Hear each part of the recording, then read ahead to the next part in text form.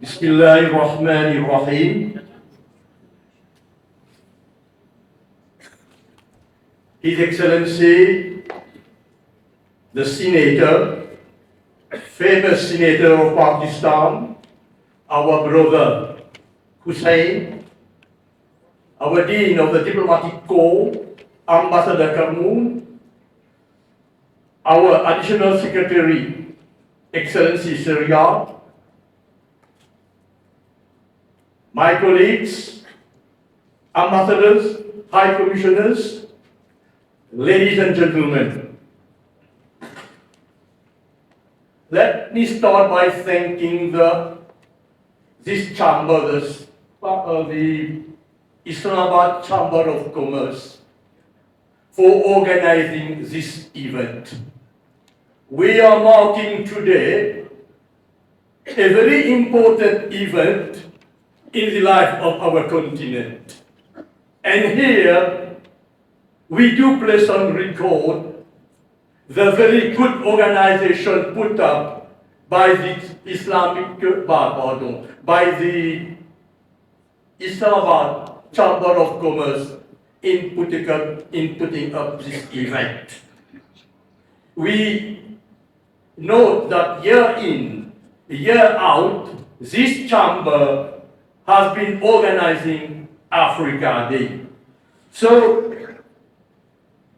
today we are celebrating 54 African countries, the largest continent in the world in terms of countries. Asia, the largest continent in terms of population. So today, we are marking a very important event. We are celebrating a very important event, that is our African Union. Very important institution in the life of Africans. Very significant institution in the promoting the welfare, in the promoting investment, in the promoting of goodwill in Africa within the 54 countries that constitute our continent. What is our main concern today in Africa? We have one serious concern today: how to shape our economic future, how to shape our economic independence. We have been working on that since its inception. AU has been working on this concept as well as Pan-Africanism, how to bring 54 African countries together, how to build that concept of Pan-Africanism. It has been not an easy job, but today we can say that AU, African Union, which we are celebrating, is a real success story, because they have been doing a very good job for our continent. What we are expecting from AU in the days to come? What we want from AU now? What our continent needs today? And what we are expecting it from AU? Very important question that we have been discussing these days. We lack in Africa today a very important, significant institution. What we call it is very popular in the world, what we call the credit rating system. We don't have it in Africa. The credit rating system. This is a very important institution because it invites investors to invest in Africa. And this institution, we have only 3 in the world. 3 important institutions that cater for the quality of investment that should take place in the world. You are familiar with these institutions. We have the first one, Fitch. You have Moody's, S&P Global. These three institutions, they give you a license to obtain investment. They give you a license to obtain credit. In Africa, we don't have such an institution. And we have said it several times that some of the assessment made by these global rating institutions have been very subjective.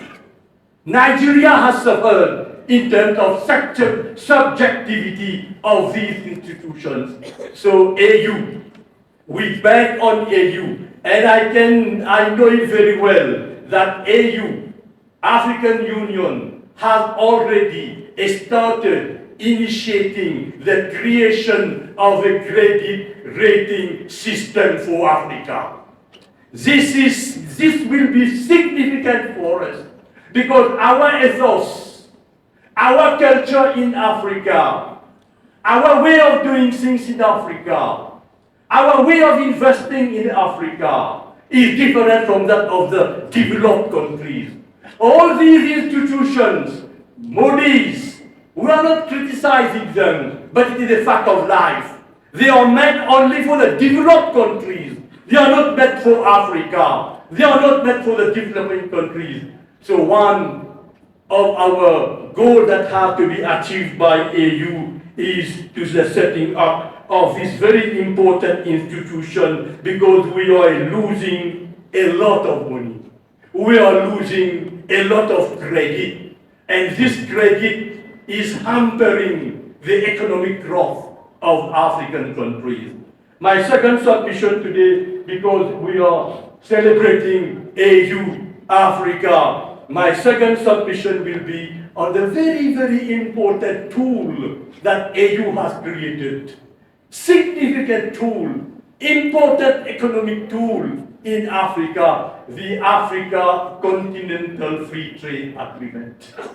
That is a significant tool that we have today in Africa, which is promoting trade within African countries, duty-free, quota-free. The movement of people within Africa is now a reality. So this trade, now it has taken a very good speed. Now it is 5 years have gone. 5 years have elapsed since we have come with this treaty. Now this treaty is on its 5th year. Now it has got its cruising speed. It is going very well. In East Africa today, the volume of trade imported is declining. The recent figure I have seen, the trade has declined by more than 20%. This means trade within Africa is taking place. Trade within African countries, cross-border trade is very, very significant for us. So this treaty is very, very important for us. They are really a very, very important tool. And one economist has pointed out very clearly that if this treaty is implemented within the 54 countries, the number of people that will got out of poverty, 65 million people. The report mentioned that once this treaty is implemented in Africa, we will be able to remove up 65 million people from abject poverty. So we are banking a lot on this treaty. And here we invite our brothers and sisters from Pakistan. You can set up a unit in any country in Africa. Pakistan is a huge country. Pakistan has a lot of resources. Pakistan, has the capacity of doing it. Once you have invested in any African countries, you have started to produce your funds. You can sell your fund to 54 countries, duty-free, quota-free. So the prospect of investment in Africa today is enormous. If you look at the treaty, this continental free trade agreement, it is really a very powerful tool. Then I will not be too long. I think I will have to conclude here on one more point I would have to raise concerning AU, because we are celebrating this creation of this AU. It is to be noted that AU now has joined the G Group 20, the G20 group. The G20 group, very important for us in Africa, because in this group, we will be able to voice our concern. In this group, we will be able to debate African concern. Our presence in this group is significant because we will be having the opportunity to show to the world, and at the same time to point out clearly to the world what we need. So I will be ending here by only saying that the time is right for Africa's economic independence. AU has a huge responsibility to attain this objective. What is our objective? Africa's economic independence. We will be able to attain it because with the help of brotherly countries, with the resources that we have in Pakistan, this objective can be attained. I will end here by congratulating again the Islamabad Chamber of Commerce, the team, the leaders, the organizers. Last time I have submitted one proposal when the Prime Minister, the former Prime Minister was here. My colleague, my additional secretary to be reminded me of this. At that time, I had suggested one strategy. Businessmen, 4 or 5 businessmen of Pakistan, well-known businessmen, genuine businessmen, committed Pakistan, and 5 from Africa. We can constitute a council of businessmen, private sector people. 5 people from 5, 6, 7 from Pakistan, 5, 6, 7 from the whole Africa. We constitute a council of private businessmen. Let them sit, let them work, let them come out with a blueprint, let them come out with a roadmap, let them decide what we can do, what we're going to do. In Mauritius, we can help Pakistan too. We are a small nation, 1.2 million people. We have built the most sophisticated welfare system in the world. We don't have time to explain this.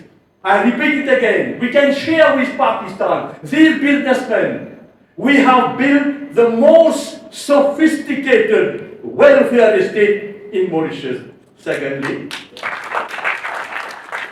Secondly, we have built the most sophisticated hospitality sector. The hospitality sector of Mauritius, I can say it honestly, humbly, is the best in the world. Because we have set up a very good plan to organize this sector. It took us 55 years. It took us 60 years to build that hospitality sector. We can share with Pakistan.